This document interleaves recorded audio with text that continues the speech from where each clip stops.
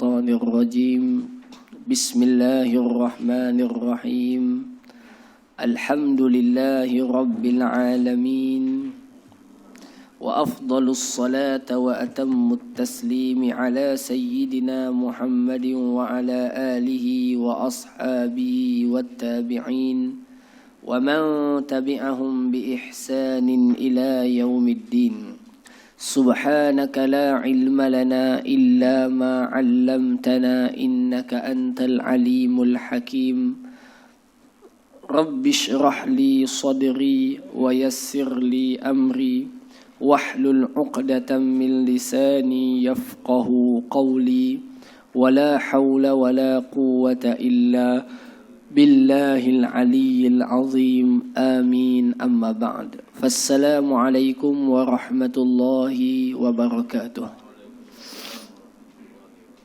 Yang berusaha, barisan ahli jawatan kuasa yang dikasihi Tuan Imam, tak imam lah, yang dikasihi kepada seluruh para hadirin dan hadirat, muslimin dan muslimat, mudah-mudahan Allah merahmati pertemuan kita. Allah mengikhlaskan niat saya dan niat kita semua, dan Allah Azza wa Jalla mengurniakan kepada kita semua akan taufik, pemeliharaan, penjagaan dan keampunan daripada sisinya, dan menjadikan majlis kita ini taman daripada taman-taman syurga yang insya-Allah memasukkan kita semua ke dalam kumpulan orang yang mendapat rahmat kasih sayang Allah Subhanahu wa taala. Allahumma amin. Hadirin semua, insya-Allah taala kita sama-sama menyambung pembacaan kita daripada kitab Riyadhus Salihin. Siapa yang ada kitab ni boleh je buka sendiri. Siapa yang tak ada kitab ni ada masalah teknikal tak dapat dipancarkan. Okey, kalau ikutkan kita dah sediakan dah 3 hadis, tapi ada masalah teknikal jadi pancaran tak dapat dilakukan pada pagi ini. Jadi disebabkan itu maka hadisnya saya je lah yang bacakan. Tuan-tuan catat sajalah. Gitu. Baik. Macam yang saya cadangkan, setiap hari Khamis insya-Allah kita akan ambil 3 hadis daripada setiap bab. 3 hadis daripada setiap bab di dalam kitab Riyadhus Salihin. Okey, daripada kitab Riyadhus Salihin. Okey, insya-Allah. Ataupun nanti kalau tuan-tuan tak apalah, nanti kita buat yang photostat tu pun tak apa. Kalau macam takut ada masalah teknik, kita photostat kan, satu muka surat. Cuma kena bagi orang ni lah satu person in charge untuk kalau ada terus print photostat, nanti edarkan kepada semua.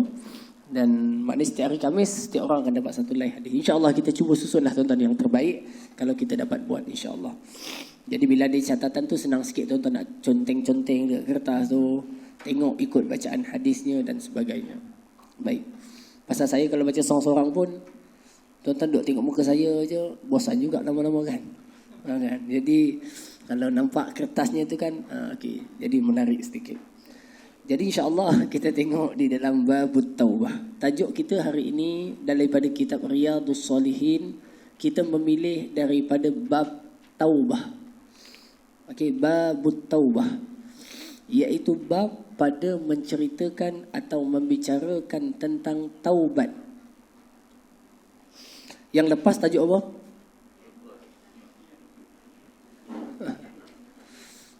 Yang lepas tajuk niat ataupun ikhlas, ya. Perintah untuk kita ikhlas atau mempunyai niat yang baik.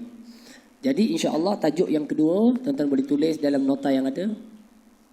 Dalam nota yang ada, tajuk kita bagi yang kedua adalah tajuk taubat. Artinya apa? Orang yang soleh, yang pertama dia selalu memastikan dirinya itu niatnya ikhlas. Kan yang lepas kan? Okey. Kan tajuk buku kita kan Taman Orang Soleh, begitu. Okey. Jadi orang soleh ini adalah orang yang selalu memastikan dan berusaha niatnya ikhlas kepada Allah dan kerana Allah Subhanahu wa taala. Itu yang pertama. Yang kedua, orang yang soleh dia selalu memiliki rasa dan perasaan untuk bertaubat kepada Allah Subhanahu wa taala, ataupun dia tu sendiri bertaubat kepada Allah. Maknanya taubat dan mengulangi taubat dan mengulangi taubat. Maka itulah sifat daripada sifat orang soleh yang kedua, iaitu melazimi akan taubat. Hadirin semua, tuan-tuan tengok hadisnya. Okay. Hadis daripada kitab Riyadhus Salihin. Dalam tu ada banyak hadis, saya pilih 3 saja hadis tu. Saya bacakan hadisnya. Hadis ini daripada Sayyiduna Anas ibn Malik radhiyallahu an. Sayyidina Anas ibn Malik radhiyallahu an. Nak tulislah terjemahannya, tak tulis pun tak apa, takut tak sempat nak kejar kan. Tuan-tuan terserah. Yang penting tuan-tuan faham isi kandungan hadis dan catat atas kefahaman kita terhadap kandungan hadis itu. Apa kata Nabi sallallahu alaihi wasallam? Anas bin Malik meriwayatkan radhiyallahu anhu, "Lallahu ashaddu farahan bi taubati 'abdihi hina yatubu ilaih. Min ahadikum kana ala rahilatihi bi ardi falatin fanfalatat minhu wa 'alayha ta'amuhu wa sharabuhu fa aysa minha fa ata shajaratan fattaja'a fi dhilliha qad aysa min rahilatihi fabaina huwa kadhalika idza huwa biha qa'imatan 'indahu fa akhadha bi khitamiha ثم قال من شدة الفرح اللهم أنت عبدي وأنا ربك أخطأ من شدة الفرح. Baik, hadirin semua, kita tengok bersama hadisnya. Nabi SAW menceritakan, kata Nabi, "Lallahu asyaddu farahan." Adalah Allah sangat bergembira dan menyukai atau meredai. Allah sangat suka. Allah sangat suka dengan taubatnya seorang hamba saat dia bertaubat merintih kepadanya. Sekali lagi saya ulang. Allah sangat menyukai, mencintai, mengasihi hambanya yang bertaubat saat ia sedang bertaubat kepada Allah. Okey?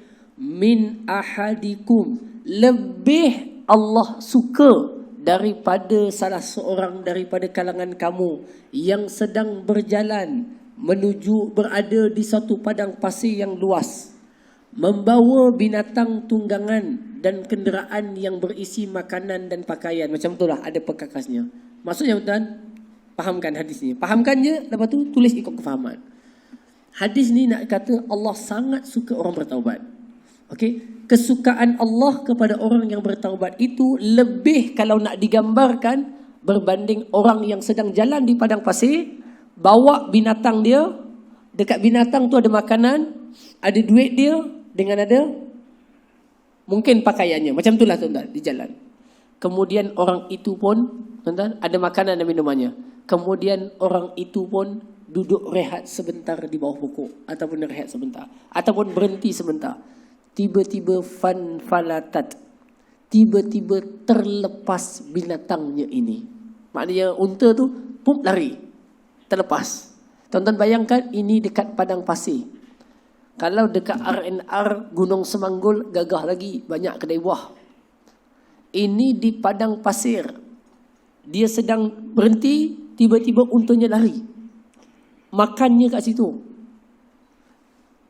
pakai minumannya dekat situ, mungkin duitnya pun ada di situ, lari, dia tinggal dia saja.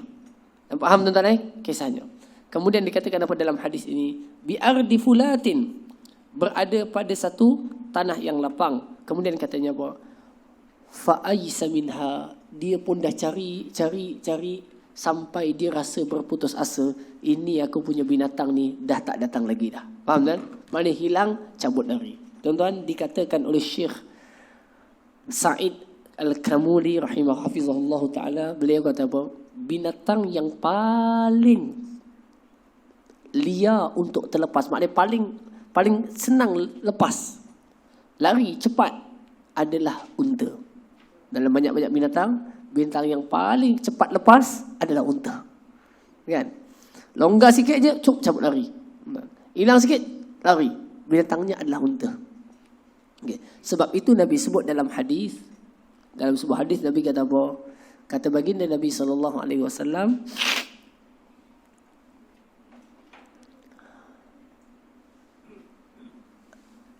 lari atau hilangnya Al-Quran daripada diri seseorang itu lebih cepat daripada hilangnya unta.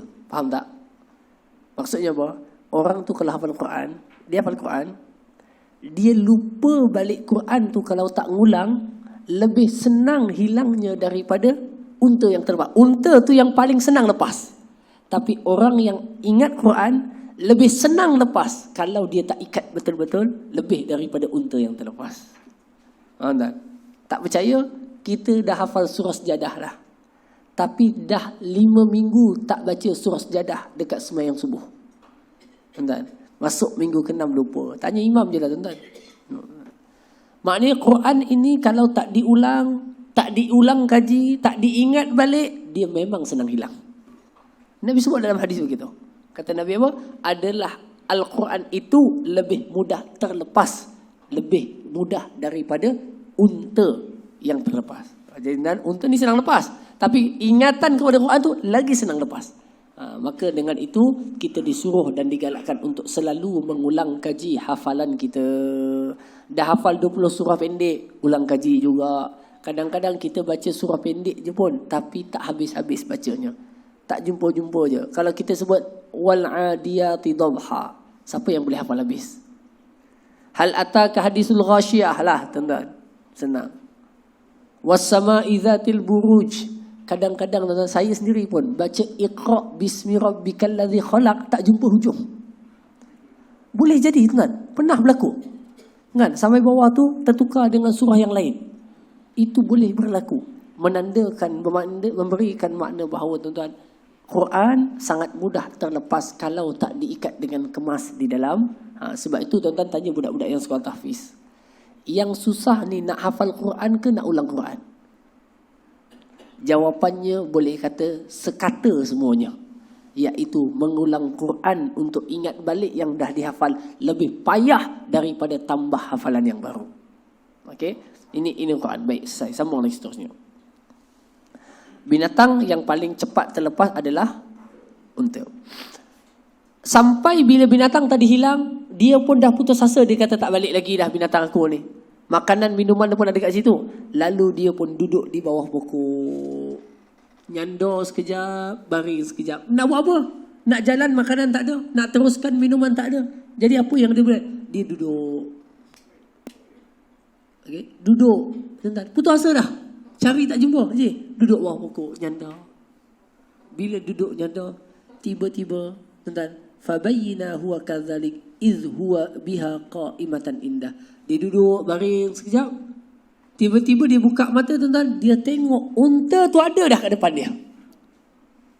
Baik, tuan-tuan cuba bayangkan perasaan orang itu. Apa perasaan dia? Gembiranya macam apa je? Yalah, gembiranya macam apa nak digambarkan itu? Apa abang dikata tuan, macam baru kahwin punya gembira. Nah, okey. Gembira sangat, tak terkata. Hadis ini menggambarkan kegembiraan lelaki ini, tuan-tuan. Dia pun tengok, ada balik semula. Tengok makanannya ada, airnya ada. Dia cepat-cepat pegang tali tadi, supaya tak hilang lagi. Sampai dia punya gembira, tuan-tuan, dia pun nak puji Allah. Kan nak puji Allah, gembira sangat. Rezeki datang balik. Dia punya gembira tu sampai dia terkata, hadis ni sebut, Allahumma anta abdi wa ana rabbuk. Ya Allah, engkaulah hamba-Ku dan aku Tuhanmu. Faham tak? Dia cakap bukan sengaja. Dia punya gembira tak tergambar sampai dia kata, Ya Allah, engkaulah hamba-Ku dan aku Tuhanmu. Dekat sinilah ulama keluarkan hukum. Orang yang nyanyuk, kalau dia cakap-cakap yang tak baik, itu tak ada dosa bagi dia. Faham tak? Okey.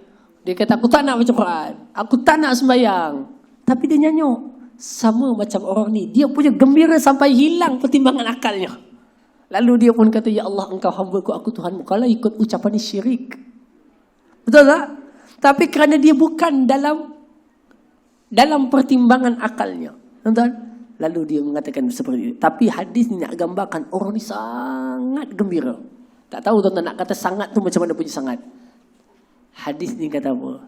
Tetapi Allah lebih suka dan gembira dengan taubat seorang hamba lebih daripada orang ni.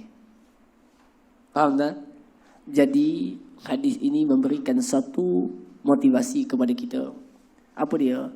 Jangan jemu dalam mengulang taubat kalau kita telah pun terjatuh kepada dosa yang bukan kita sengajakan untuk bermain dengan taubat itu. Buat lagi. Jatuh lagi. Buat lagi. Jatuh lagi. Buat lagi. Hadirin semua, ini adalah sifat orang soleh. Jangan sampai syaitan pedayakan kita. Dia kata, kamu ni dulu dah buat, taubat lagi. Lepas tu buat lagi, taubat lagi. Kamu nak main-main dengan Tuhan. Akhirnya orang tu kata, udahlah, tak payah taubat lah. Maka saat itu, orang itu telah terjerat dengan bisikan syaitan. Untuk dia tidak bertaubat. Sedangkan taubatnya itu lebih disukai Allah Azza wa Jalla daripada lelaki yang kehilangan binatangnya tadi. Boleh faham tuan-tuan? Dia punya petunjuknya. Jadi apa pelajarannya? Pelajarannya adalah apa tuan? Terus bertaubat dan terus bertaubat dan terus bertaubat. Baik. Ya. Ada siap cakap disedol, lepas tu dia betulkan balik semula. Macam itulah agaknya tuan-tuan. Tapi ni Nabi ceritakan gambaran orang tersebut. Allahu'alam. Kan? Dia kata akhta'a min syiddatil farah. Hadis ni sebut apa? Orang itu tersalah cakap sebab terlalu gembira. Macam itulah tuan-tuan. Okay? Macam tuan-tuan jumpa cucu kan. Gembira sangat tengok cucu balik. Dah 3 tahun tak balik. 3 bulan tak balik tuan-tuan. Tengok dia kata main dekat ayah. Ayah pula tibanya. Bukan ayah, atuk. Tapi salah cakap tuan. Tukar. Punya gembira sangat lama tak nampak cucu. Jadi atuk tu tukar kepada ayah. Macam tuan-tuan. Jadi dia, faham tuan-tuan? Dia tak boleh nak fikir dah. Akal dia tak stabil dah waktu tu. Pasal emosinya sangat berbeza. Boleh je Mahfuz? Okey.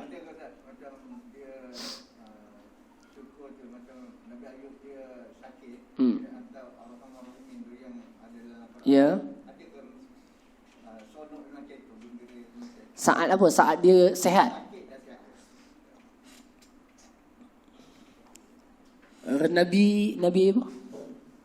Nabi Ayub tuan, yang dikatakan sakit berbelas tahun ataupun bertahun-tahun lamanya, kemudian dia mohon kepada Allah untuk Allah merahmatinya. Dalam ayat Quran tu dia tak sebut minta kepada Allah disembuhkan. Tapi dia cuma adukan kepada Allah, ya Allah, aku ditimpa kemudaratan, Engkau Maha Penyayang dan Pengasih. Dah tu je. Tuan-tuan. Tapi faham daripada makna tu sebut. Tapi dia tak sebut direct sembuh. Kenapa tuan-tuan? Nabi Ayub kata, macam mana aku nak minta Allah kesembuhan sedangkan waktu aku sehat lebih panjang daripada waktu sakit. Faham? Dia malu nak minta sembuh. Sebab setakat dia hidup, yang sehat itu lagi banyak bertahun-tahun banding sakitnya. Kita kan terbalik tuan. Kita baru 3 hari sakit. Tuan-tuan, mengeluh sampai ke Facebook, Instagram, WhatsApp, semuanya mengeluh. Baru 3 hari, sedangkan 30 tahun hidup segar, bugar. Ya memanglah, kan kita suruh ikut Nabi. Tak nak ikut Nabi, nak ikut siapa haji, kan? Itu nak ceritanya adabnya. Bukan saya kata tak boleh, tuan-tuan. Maksudnya adabnya Nabi itu sangat tinggi kepada Allah. Dia tak minta direct, ya Allah sembuhkanlah. Kerana dia kata malu nak minta sembuh sedangkan itu. Tapi bukan salah minta sembuh. Okey, sebab Nabi ajarkan doa-doa untuk kita diminta kesembuhan. Allahumma rabban nas azhibil ba's ishfi antas syafi. Nabi ajarkan begitu. Ya Allah, berikan kesembuhan, Engkaulah yang Maha menyembuhkan. Okey. Baik, maknanya minta sembuh harus. Cuma ini makam kedudukan yang tinggi. Seorang yang melihat rahmat Allah dan nikmatnya, dia rasa malu kalau nak minta sembuh. Okey, sedangkan waktu sehatnya itu jauh lebih panjang. Selesai. Baik.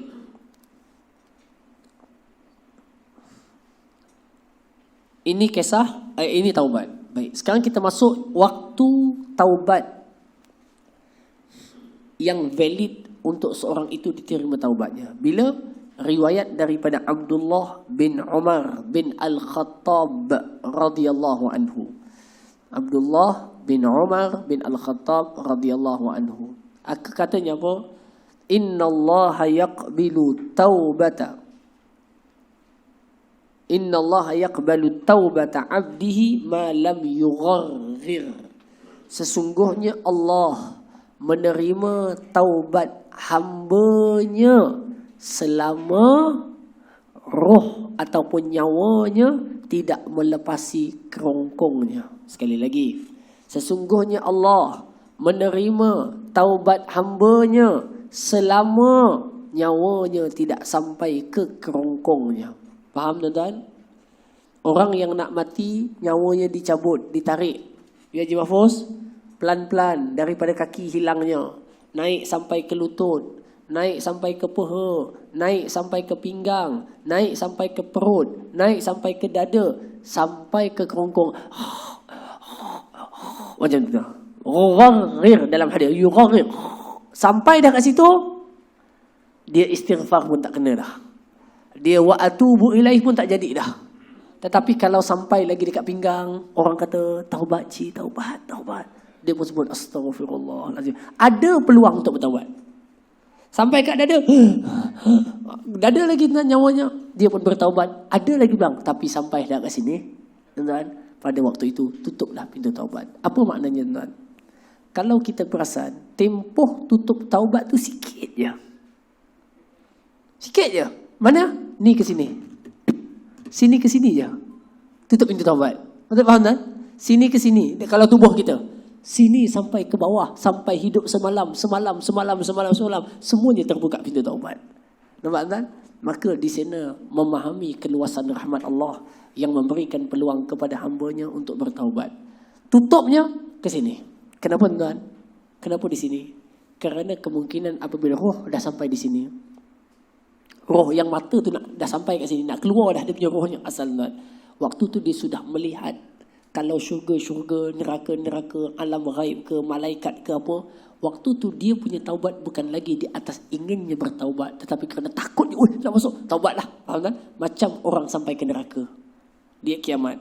Dia kata apa? Wa qala rabbirji'uni la'alli a'malu salihah. Ya Allah, betul lah neraka. Balikkan aku kat dunia nak buat amal soleh. Tak boleh dah. Macam itulah orang dah sampai sini, dia nampak dah sesuatu, tuan-tuan, dia nak balik semua, tak boleh. Kalau bawah lagi nampak, semalam boleh lagi. Apa maknanya?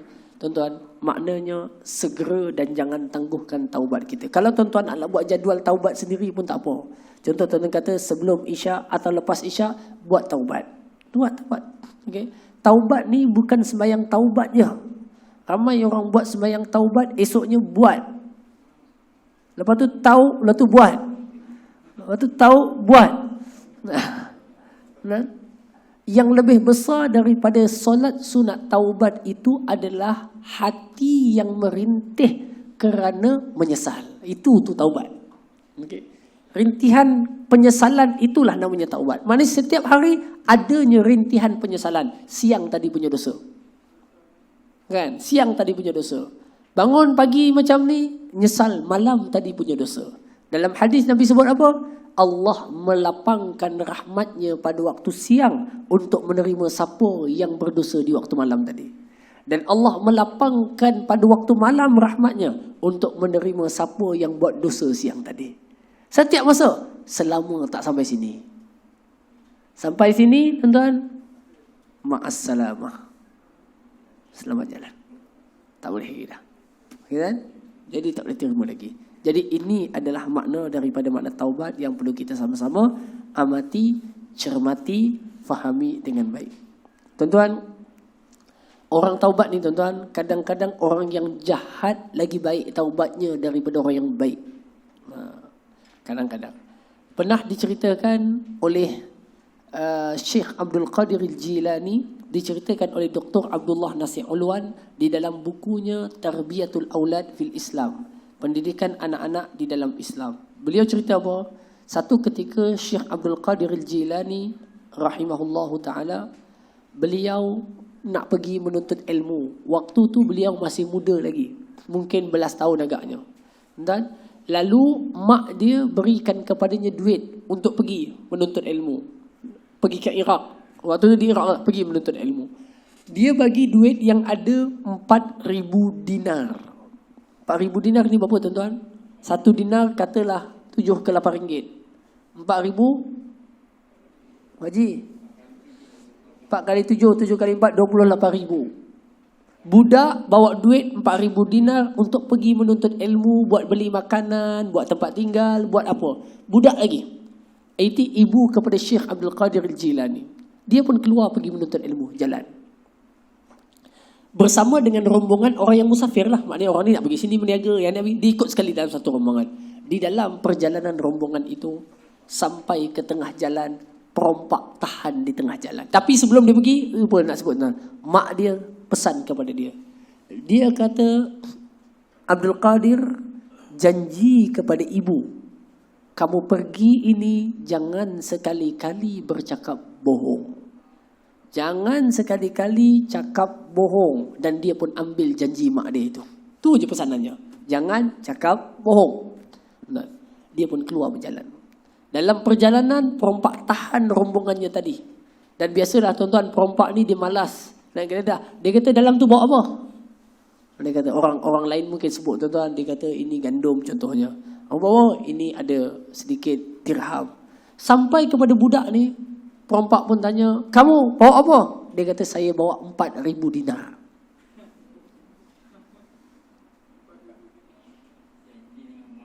Dah janji dengan mak dia, dan itu memang sifatnya. Tak berapa, 4,000 dinar. Tergelak-gelak ketawa sakan perompak ni tuan-tuan. Dia kata ada ke budak cakap kat kita ada 4,000 dinar. Kalau ikut tuan-tuan, dia dah selamat dah. Kawan tu terus berjalan. Tengok. Cuma bila sampai yang lain pula, dia kata betul ke budak ni 4,000 dinar? Yang kata, dia pun pergi tengok, betul ada 4,000 dinar. Bawa budak ini, Syekh Abdul Qadir Al-Jilani, waktu dia muda kecil, bawa kepada ketua perompak, bosnya tuan-tuan, yang duduk mantau daripada jauh. Tengok kawan-kawannya pergi ambil barang, dia duduk dekat tepi jauh. Dia pun datang, dibawa. Dia kata, bos, tuan, budak ni, bila kita tanya dia bawa apa, dia cakap dia bawa 4,000 dinar. Betul ada 4,000 dinar. Terkejut bos ni, macam mana budak